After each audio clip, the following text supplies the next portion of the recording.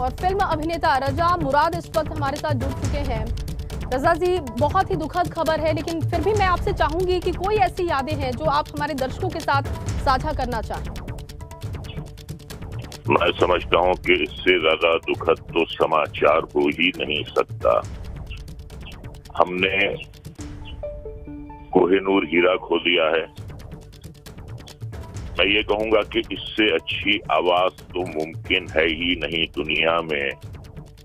और दुनिया की जो 7 अरब की आबादी है उसमें से आपको एक इंसान नहीं मिलेगा जो ये कहे कि उन्हें लता जी की आवाज अच्छी नहीं लगती। एक मिसाल है कि पसंद अपनी अपनी, ख्याल अपना अपना जी। लेकिन लता जी के बारे में पूरी दुनिया का एक ही ख्याल था, वो पूरी दुनिया की पसंद थी। और जैसा कि मैंने आपसे कहा कि एक इंसान नहीं मिलेगा दुनिया में जिसपे लता जी की आवाज पसंद ना हो। इससे बड़ा नुकसान तो हो ही नहीं सकता। और मैं आपको बताता हूं कि मेरी अभी उनसे फोन पे बात हुई थी 14 दिसंबर को। मैंने उन्हें कॉल किया था और बहुत देर मेरी उनसे बात हुई। तो मैंने कहा, लता जी मैं आना चाहता हूं, आपसे मिलना चाहता हूं। तो उन्होंने यही कहा कि अभी मेरी तबीयत ठीक नहीं है, मैं आपको बुलाऊंगी। ये मेरी उनसे बात हुई और बड़ी अच्छी खुशगवार यादें हैं उनके साथ मेरी। देखिए, इतनी बड़ी सिंगर, दुनिया की सबसे बड़ी सिंगर कहूंगा मैं जी। मुझे वो तारीख भी याद है, 31 मार्च 1996 की बात कर रहा हूं मैं दिल्ली से आया और एयरपोर्ट पे मैं अपने सामान का इंतजार कर रहा था कि एक बड़ी सुरीली सी आवाज आई, आदाब। तो मैंने पलट कर देखा तो लता जी थी। मैंने कहा, लता जी आज तो आपने मेरी जिंदगी बना दी। मैं तो ख्वाब में भी नहीं सोच सकता था कि अचानक यहाँ आपसे मुलाकात होगी। और देखिए उनकी महानता देखिए कि खुद वो आई और उन्होंने मुझे ग्रीट किया।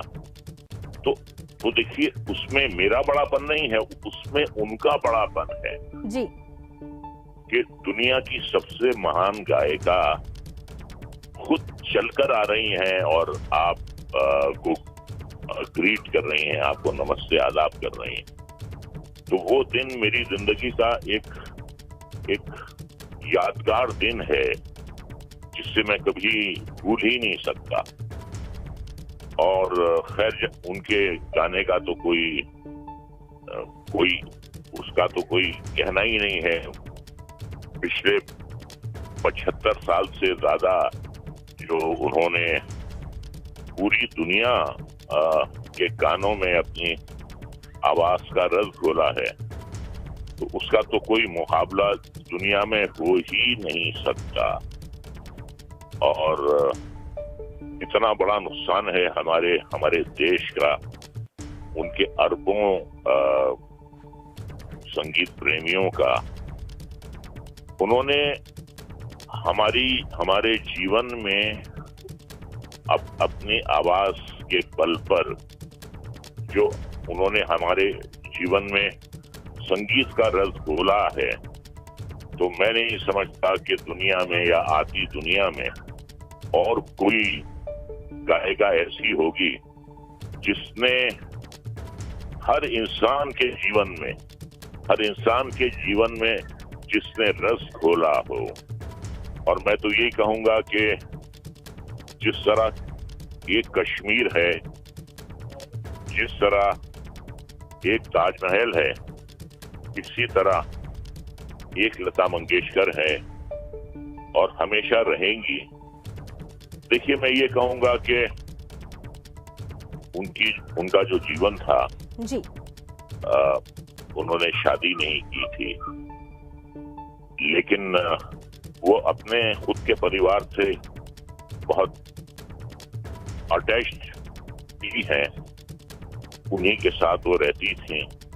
क्रिकेट की बहुत शौकीन थी और क्रिकेट की इतनी शौकीन थी कि जब क्रिकेट के मैच होते थे तो वो रिकॉर्डिंग पे नहीं जाती थी। बहुत शौक से देखती थी क्रिकेट। और एक वाकया उनके साथ हुआ था 1962 में कि उनके घर में कोई महाराज काम करते थे जो जी। खाना बनाते थे, तो वो उन्हें स्लो पॉइजन दे रहे थे और उससे ये हुआ कि उनकी तबीयत खराब होने लगी। जी मुराद जी, बहुत शुक्रिया अपना समय निकालने